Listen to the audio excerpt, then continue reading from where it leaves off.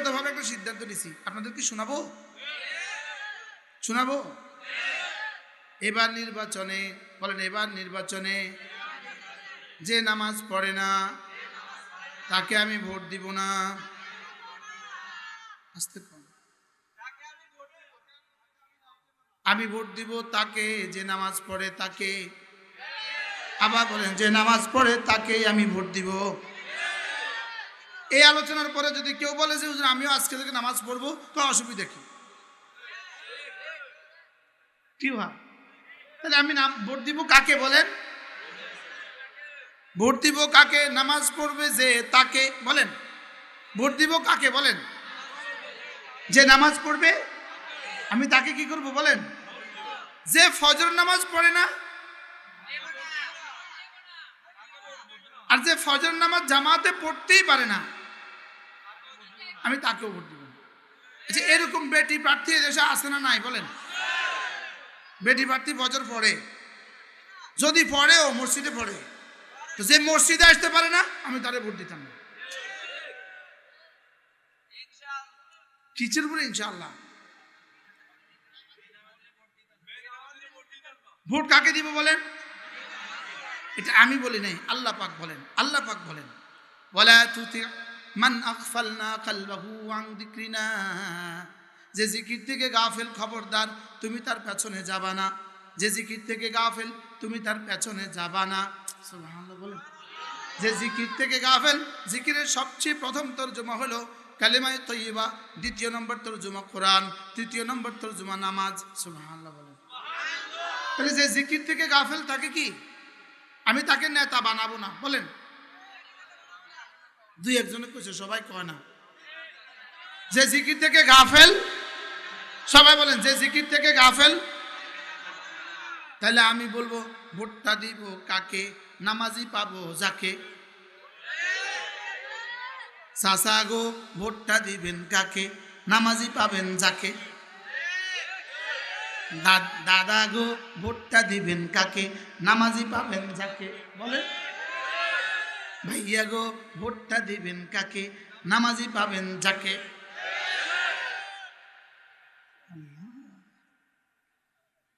বলেন, ভোটটা দিবেন কাকে? বুঝে আসছে? বলেন, ভোট দিবেন কাকে বলেন?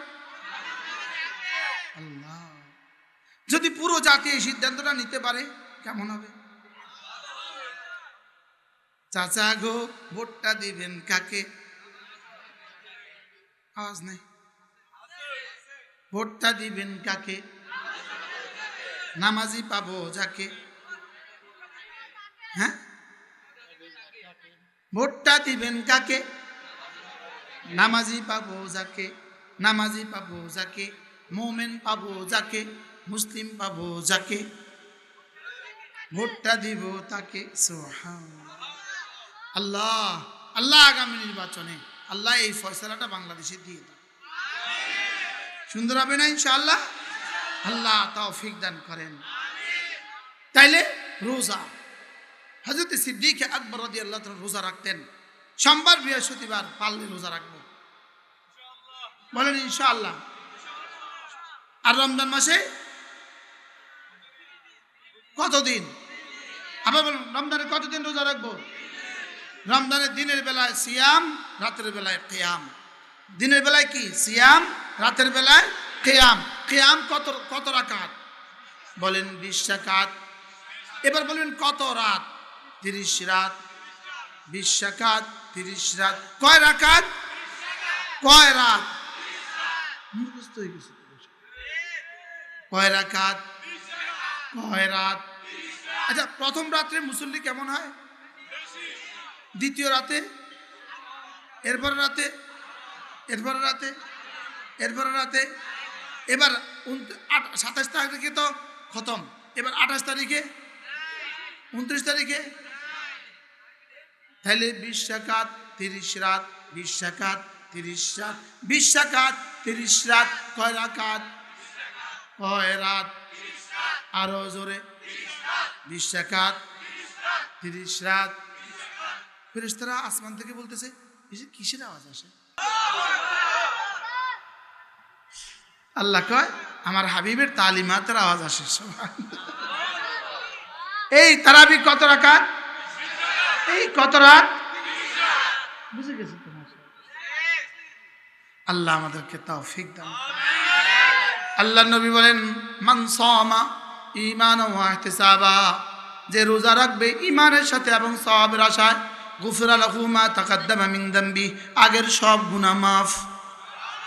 এবার রাসূল বলেন, মান কামা ঈমানান ওয়া ইহতিসাবা, যে তারাবির নামাজ পড়বে ঈমানের সাথে সওয়াবের আশায়, গুফিরা লাহু মা তাকাদ্দামা মিন যামবি, তার পেছনের সমস্ত গুনাহ মাফ। এবার রাসূল বলেন, মান কামা লাইলাতুল কদরি ঈমানান ওয়া ইহতিসাবা, গুফিরা লাহু মা তাকাদ্দামা মিন যামবি, যে ঈমানের সাথে সওয়াবের আশায় লাইলাতুল কদরে দাঁড়াইলো, তার জীবনের সমস্ত গুনাহ মাফ। তিনটা ডিগ্রি পাইলেন, তিনটা ডিগ্রি, তিনটা সার্টিফিকেট। গুনাহ মাফের কটা সার্টিফিকেট? আল্লাহ তৌফিক দান করেন। আল্লাহর নবী বলেন রমজানে দুটো কাজ বেশি বেশি করে করবা। এক নম্বরে কালেমায়ে তয়্যিবা বেশি বেশি পড়বা, দুই নম্বরে ইস্তেগফার বেশি বেশি পড়বা। সুবহানাল্লাহ। বলেন কালেমায়ে তয়্যিবা আর ইস্তেগফার। রমজানে কয়টা কাজ বেশি বেশি করে করবা? কি কি? কি কি? লা ইলাহা ইল্লাল্লাহ, লা ইলাহা ইল্লাল্লাহ, লা ইলাহা ইল্লাল্লাহ, লা ইলাহা ইল্লাল্লাহ, লা ইলাহা ইল্লাল্লাহ।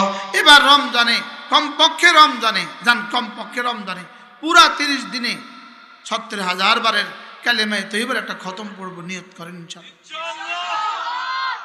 যদি 70,000 বার পড়তে হয় 30 দিনে, তাহলে ডেলি কতবার পড়তে হবে? 70,000 বার। 70,000 বার যদি 30 দিনে পড়তে হয়, ডেলি কতবার পড়তে হবে? 2,500 বার। 2,500 লাগবে না, হ্যাঁ একটু কম, 2,200। 2,000 কি আরো কম? আচ্ছা 2,200। তা আপনি যদি নিয়ত করেন 2,200 করে পড়বেন, কত মিনিট লাগবে? আধা ঘন্টা? না, একটু বেশি লাগবে। তো নিয়ত করলে কেমন হবে? বলেন না ইনশাআল্লাহ, বলেন ইনশাআল্লাহ। কেমনে পড়বেন? ধীরে ধীরে।